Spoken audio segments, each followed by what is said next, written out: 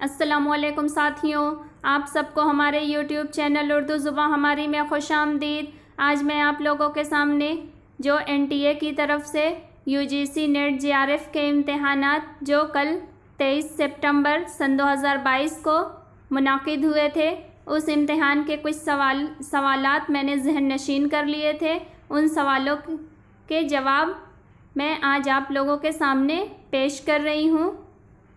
तो चलिए देखते हैं।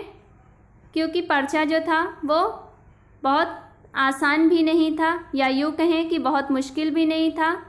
सब कुछ हमारे पढ़ाए गए हुए निसाब के मुताबिक सवालात आए थे। बस ज़रा हमें उन सवालों में गौर करने की ज़रूरत थी। चलिए देखते हैं। जो सवालात मैं आपके सामने पेश कर रही हूँ, उसमें आप लोग ये वीडियो आखिर तक देखने के बाद हमें कमेंट में ये ज़रूर बताएं कि आपके कितने सवालात सही हुए हैं इनमें से। पहला सवाल है, हिंदुस्तान की जदीद ज़बानों की पैदाइश प्राकृतों से नहीं बल्कि अपभ्रंशों से हुई है। ये कौल किसका है? जवाब है, ये कौल महिउद्दीन कादरी ज़ोर का है। अगला सवाल है, अब्दुल कादिर सरवरी ने मारफीम के लिए कौन सा उर्दू लफ्ज़ इस्तेमाल किया है? जवाब है, अब्दुल कादिर सरवरी ने मारफीम के लिए जो उर्दू लफ्ज़ इस्तेमाल किया है वो सरफिया का लफ्ज़ है। अगला सवाल है, जुमलों की साख्त का मुताला किस में किया जाता है?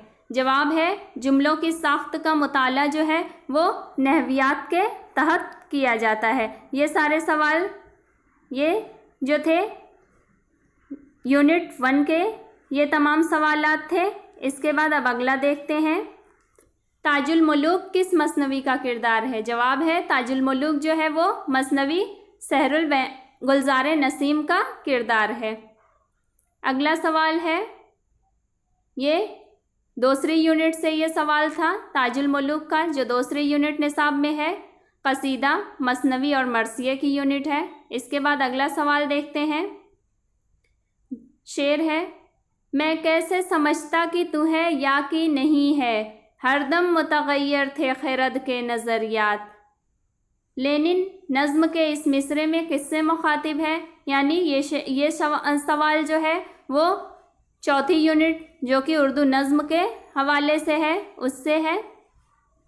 इसमें जो लेनिन है वो खुदा से मुखातिब है कि जब वो लेनिन खुदा के हुजूर पेश होता है तो वो खुदा से ये कह रहा है कि मैं कैसे समझता कि तू है या कि नहीं है, हरदम मुतगय्यर थे खैरत के नज़रियात। तो वो यहाँ पे खुदा से मुखातिब है। अगला सवाल देखते हैं। अपने बेख्वाब के वाड़ों को मुकफ़्फ़ल कर लो, अब यहाँ कोई नहीं आएगा। ये शेर किस नज़्म से मुंतखब है? तो हम सभी को ये मालूम है कि ये शेर फैज़ अहमद फैज़ की मशहूर नज़्म है तन्हाई, उससे ये मुंतखब है। अगला सवाल देखते हैं। सब्रस में शहज़ादे को किस चीज़ की तलाश है? तो जवाब है, सब्रस में शहज़ादे को आब हयात की तलाश होती है। ये हमारे निसाब में शामिल 5वीं यूनिट जो कि दास्तान और ड्रामे की है, उससे ये सवाल है। अगला देखते हैं। तीसरा दरवेश किस मुल्क का बाशिंदा होता है? जवाब है, तीसरा दरवेश मुल्क अजम का बाशिंदा होता है। ये सवाल भी 5वीं यूनिट से है। अगला सवाल है, ड्रामा यहूदी की लड़की में कितने सीन हैं? तो हम सभी को ये मालूम है कि ड्रामा यहूदी की लड़की में 3 एक्ट और 16 सीन हैं। अब अगला सवाल देखते हैं। अगला सवाल जो है वो 6ठी यूनिट नावल और अफसाने की है, उससे है। सहदेव प्रसाद रोमानी ये पूरा नाम था। सहदेव प्रसाद रोमानी ये किस नावल का किरदार है? जवाब है, सहदेव ये नावल फायर एरिया का किरदार है। अगला सवाल है, सुंदरलाल का किरदार किस अफसाने में है? जवाब है, सुंदरलाल का किरदार जो है वो राजेंद्र सिंह बेदी के अफसाना लाजवंती में शामिल है। अगला सवाल है, अदबुल कातिब किसकी तसनीफ़ है? ये सवाल 7वीं यूनिट जो कि तनकीद व तहकीक की है उससे है, और उसमें अरबी शेरियात जो है उससे ये सवाल है। अदबुल कातिब किसकी तसनीफ़ है? जवाब है अदबुल कातिब इब्ने कुतैबा की तसनीफ़ है। अगला सवाल है अलवियत का नज़रिया किस मगरबी नक्काद ने पेश किया? जवाब है अलवियत का नज़रिया लॉन्जाइनस ने पेश किया। अगला सवाल है ये अलवियत का नज़रिया वाला सवाल ये जो मगरबी तनकीद है उससे है।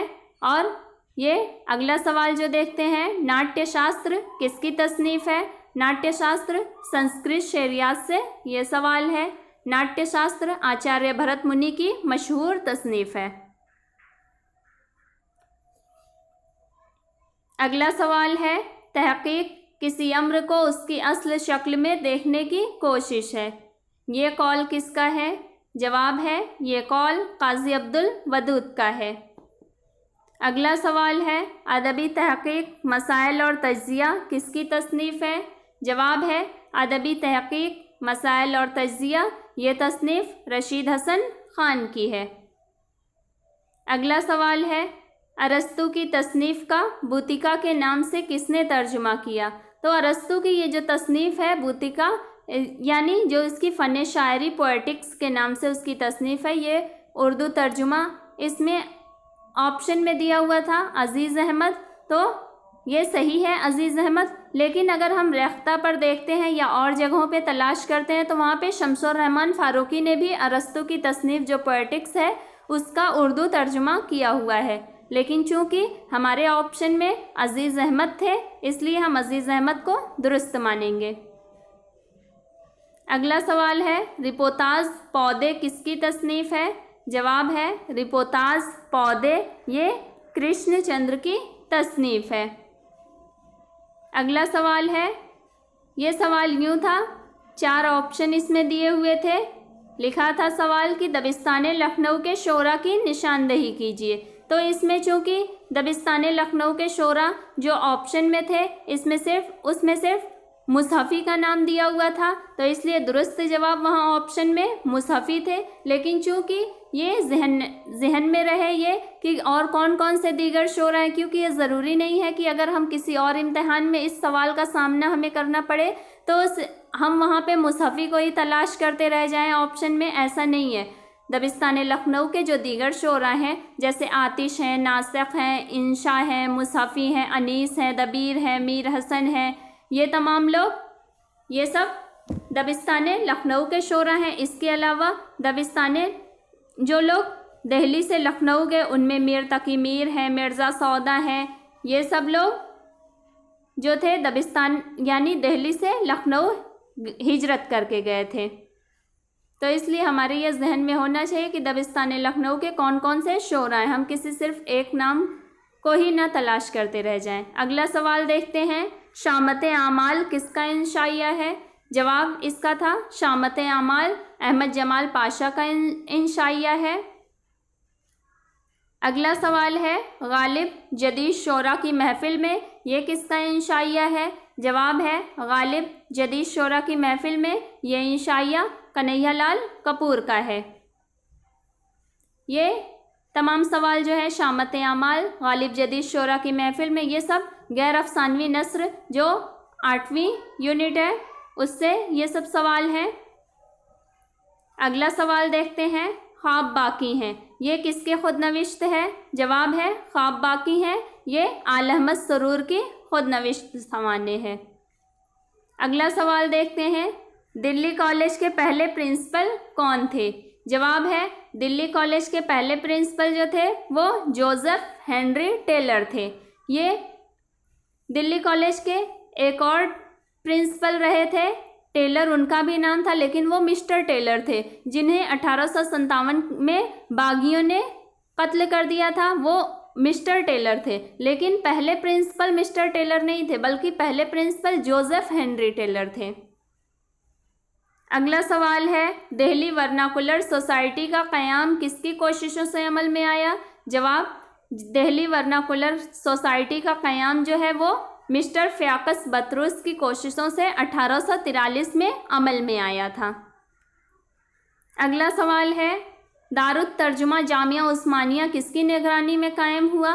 तो दारुत तर्जुमा जामिया उस्मानिया जो है ये मौलवी अब्दुल हक, पंडित कृष्ण राव, मौलवी मुर्तज़ा और हाफिज़ मोहम्मद मजहर वगैरह की निगरानी में कायम हुआ था। लेकिन चूंकि ऑप्शन में हमें ये देखना था कि इनमें से किसका नाम दिया हुआ था, तो इनमें से जो नाम था वो मौलवी अब्दुल हक का था, इसलिए हमारा दुरुस्त जवाब जो है वो मौलवी अब्दुल हक है। अगला सवाल देखते हैं, किस रिसाले ने रोमानी तहरीक के फ़रोग में अहम किरदार अदा किया? जवाब है रिसाला मुखज़न, जो कि 1901 में अब्दुल कादिर सरवरी की अदालत में शाये हुआ था। इसने रोमानी तहरीक के फ़रोग में अहम किरदार अदा किया था। अगला सवाल देखते हैं, ये सवाल जो है निसाब में शामिल 10वीं यूनिट से है। किस नज़्म में महबूब को जली कटी सुनाकर किसी और से दिल लगाने की बात कही जाती है? जवाब है वासोख्त जो है उसमें महबूब को जली कटी सुनाकर किसी और से दिल लगाने की बात कही जाती है।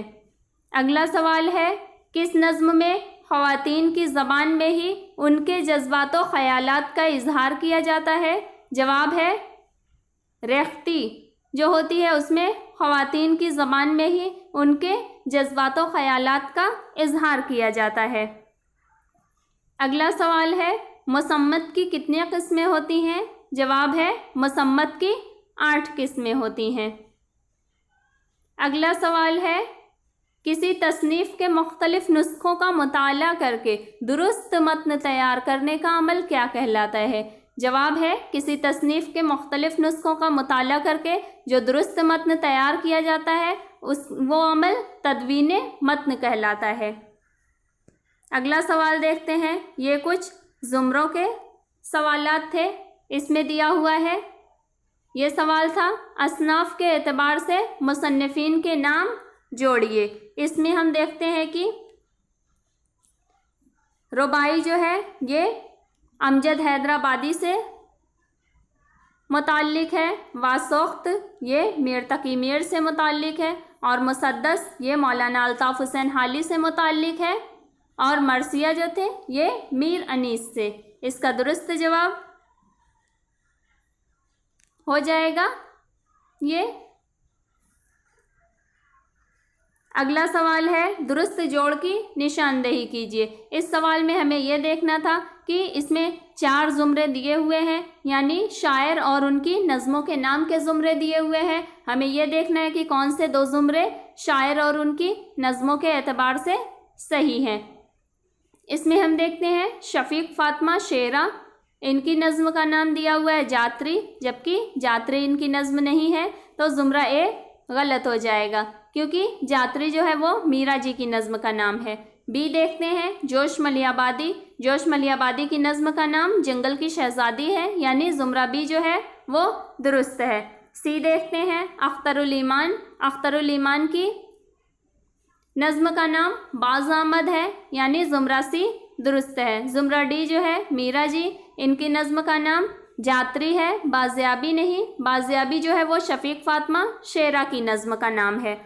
यानी इस तरह हम देखें तो ज़ुमरा बी और ज़ुमरा सी ये दोनों जो हैं वो दुरुस्त हो जाएंगे। एक और सवाल था जो जहन में था, मगर इसका जवाब मुझे वाज़ेह नहीं हो सका।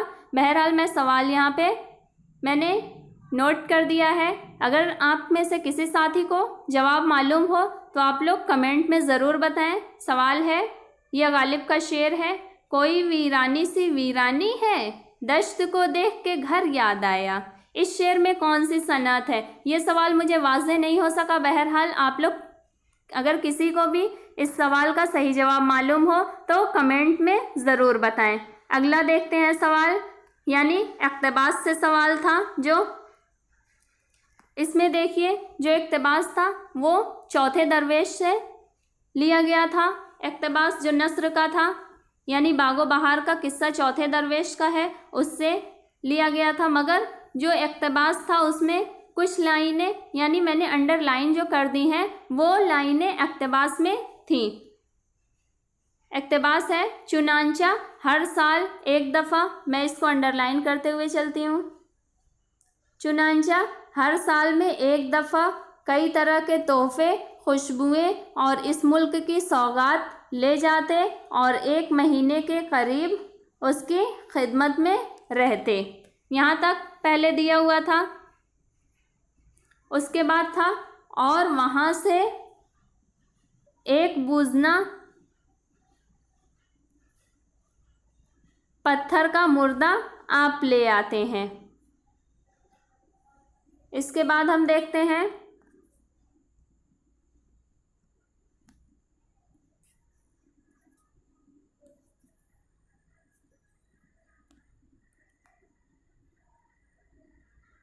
इसके बाद था, इसका फ़ायदा ज़ाहिर न हुआ। ऐ शहज़ादे, तेरी ये हालत बेकसी की देख मुझे याद आया और जी में ये ठहरा कि किसी तरह तुझको मलिक सादिक के पास ले चलूं और तेरे चचा का जुल्म बयान करूं। गालिब है कि वो दोस्ती तुम्हारे बाप की याद करके एक बूझना जो बाकी है तुझे दे, तब उसकी मदद से तेरा मुल्क तेरे हाथ आए और चीन या चीन की सल्तनत जो बखातिर जमा करे। और बिलफेल इस हरकत से तेरी जान बचती है, और अगर कुछ न हो तो इस जालिम के हाथ से सिवाय इस तदबीर के और कोई सूरत मुखलिसी की नज़र नहीं आती। मैंने उसकी ये कैफियत सुनकर कहा कि ए दादा जान, अब तू मेरी जान का मुख्तार है, जो कुछ मेरे हक़ में भला हो सोकर मेरी तसल्ली करके आप इत्र और बखोर और जो कुछ वहाँ के ले जाने की खातिर मुनासिब जाना खरीद कर करने बाज़ार में गया। दूसरे दिन मेरे उस काफिर चचा के पास जो बजाय अबू जहल के था गया और कहा, जहाँ पना शहजादे के मार डालने की एक सूरत मैंने दिल में ठहराई है, अगर हुक्म हो तो अर्ज़ करूं। वो कमबख्त खुश होकर बोला, क्या तदबीर है। तब मुबारक ने कहा कि उसके मार डालने में सब तरह आपकी बदनामी है, मगर उसे बाहर जंगल में ले जाकर ठिकाने लगाऊं और गाड़ दाब के चला आऊं। हरगिज़ कोई महरम न होगा कि क्या हुआ। ये बंदिश मुबारक से सुनकर बोला कि बहुत मुबारक, मैं चाहता हूँ कि वो सलामत न रहे, उसका दगदगा मेरे दिल में है और मुझे इस फिक्र से तू छुड़ाएगा तो इस खिदमत के एवज़ बहुत कुछ पाएगा। जहाँ तेरा जी चाहे ले जाकर खपा दे और मुझे खुशखबरी ला दे। ये इक़्तिबास दिया गया था। अब देखते हैं इस इक़्तिबास से मुताल्लिक़ क्या सवालात थे। पहला सवाल था, मुंदरजा बाला इक़्तिबास में लफ्ज़ बूझना से क्या मुराद है। जवाब है, मुंदरजा बाला इक़्तिबास में लफ्ज़ बूझना से मुराद जो है वो बंदर है, यानी जो मलिक सादिक है वो एक ज़मुर्रत का बंदर इसे देता है। अगला सवाल है, मुंदरजा बाला इक़्तिबास में मलिक सादिक कौन है। जवाब है, मलिक सादिक जो है वो जिनों का बादशाह है। अगला सवाल है, मुंदरजा बाला इक़्तिबास में अबू जहल से मुराद कौन है। जवाब है, इस इक़्तिबास में अबू जहल से मुराद जो है वो शहज़ादे का चचा होता है। अगला सवाल है, मुंदरजा बाला इक़्तिबास किस दरवेश के किस्से से माखूज़ है। जवाब है, मुंदरजा बाला इक़्तिबास सैर चौथे दरवेश की इसके किस्से से माखूज़ है। अगला सवाल है, मुबारक ने शहज़ादे को कत्ल करने की कौन सी तजवीज़ पेश की। जवाब है, मुबारक ने शहज़ादे को कत्ल करने की तजवीज़ ये पेश की कि उसे जंगल में ले जाकर कहीं गाड़ दाब दे और उसके कत्ल का कोई महरम यानी कोई जानने वाला न होगा। अगला इक़्तिबास नज़्म का देखते हैं। तो ये इक़्तिबास जो है वो हमारे निसाब में शामिल दूसरी यूनिट जो है, जो कि कसीदा मसनवी और मरसिया की यूनिट है, उसमें मीर अनीस का जो मरसिया है, मशहूर मरसिया उनका नमक खाने तकल्लुम है फसाहत मेरी, उससे ये बंद लिए गए थे। बंद है, बुलबुलों की वो सदाएं, वो गुलों की खुशबू, दिल को उलझाते थे। सुम्बुल के वो परखम गेसु, कमरियाँ कहती थी शमशाद पे याहू याहू। फाख्ता की ये सदा सर्द पे थी कू कू कू। वक्त तस्बीह का था, इश्क कदम भरते थे, अपने माबूद की सब हमदो सना करते थे। आए सज्जादे ताअत पे इमामे दो जहां, उस तरफ तबल बजा या हुई लश्कर में अज़ां।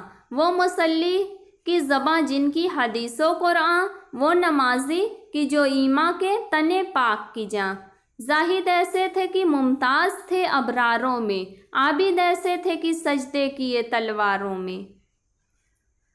अर्श आज़म को हिलाती थी दुआएं उनकी, वज्द करते थे मलक सुन के सदाएं उनकी। वो अमामे वो कबाएं वो अबाएं उनकी, हूरें लेती थी बसद शौक बलाएं उनकी। ज़िक्र खालिक में लब उनके जो हिले जाते थे, गुंचा फिरदौस के शादी से खिले जाते थे। ये बंद जो था ये बीच का, अर्श आज़म को हिलाती थी दुआएं उनकी, ये मेरी याददाश्त के मुताबिक ये नहीं था, बल्कि ये पहला जो था बुलबुलों की वो सदाएं, और ये आए सज्जादे ताअत पे इमामे दो जहां, और उसके बाद ये बंद था।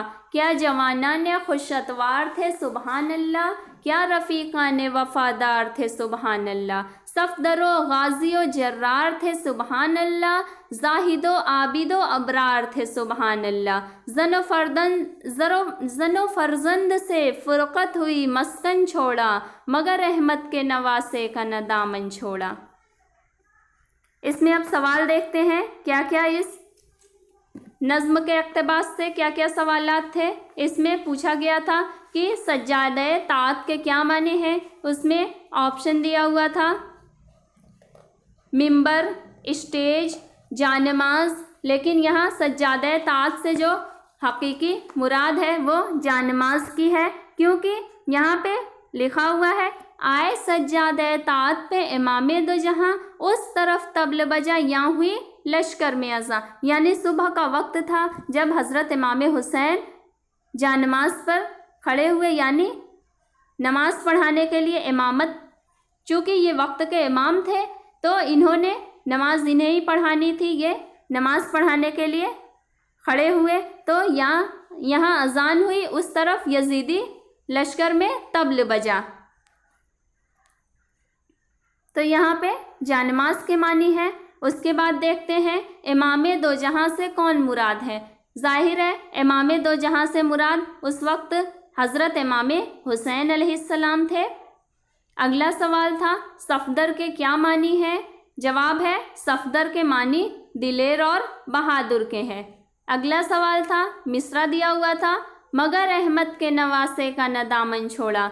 इस मिसरे में अहमद के नवासे से कौन मुराद है। जवाब है इस मिसरे में अहमद के नवासे से हज़रत इमाम हुसैन मुराद थे, क्योंकि उनके साथ ये सब लोग गए हुए थे, यानी जिनकी ये तारीफ़ें की गई हैं कि क्या जवाना ने खुशअतवार थे सुबहान अल्लाह, क्या रफ़ीक़ा ने वफ़ादार थे सुबहान अल्लाह, सफदर व गाज़ी व जर्रार थे, यानी उनकी बहादुरी और जुर्रतमंदी की यहाँ तारीफ़ें हो रही हैं। और उन सब के बारे में क्या कहा जा रहा है कि जाहिदो आबिदो अबरार थे, यानी इबादत गुजार थे, मुत्तकी थे, परहेजगार थे।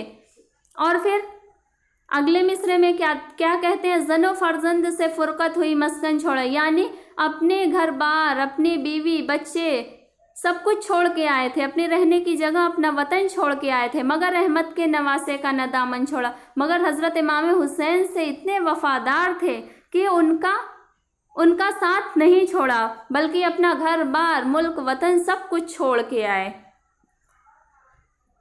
तो यहाँ अहमद के नवासे से मुराद हज़रत इमाम हुसैन है। अगला सवाल था रफ़ीक़ान वफ़ादार के क्या मानी है। रफ़ीक़ान वफ़ादार से मुराद यहाँ जानिसार दोस्त के हैं। तो ये थे कुछ सवालात जो कल के इम्तिहान में पूछे गए थे, और मैंने ये सवाल ज़हन नशीन कर लिए थे और आप लोगों के सामने पेश किए। उम्मीद है कि आप लोगों को ये सवाल व जवाब पसंद आएंगे। आप लोग ये सवाल ज़रूर देखें और हमें कमेंट में ज़रूर बताएं कि आपने कितने सवालात सही किए। अगर आपको हमारी ये वीडियो पसंद आए तो इसे लाइक करें, किसी के लिए ज़रूरी समझे तो उसे शेयर करें। और अगर आप हमारे चैनल पर नए हैं और अभी तक आपने हमारे चैनल को सब्सक्राइब नहीं किया है तो हमारे चैनल को ज़रूर सब्सक्राइब कर लें, ताकि इस तरह की मज़ीद मुफीद और कारआमद वीडियोस और इम्तहानात और इम्तिहान के रिज़ल्ट से मुताल्लिक़ तमाम जानकारी आपको मिलती रहे। बहुत शुक्रिया।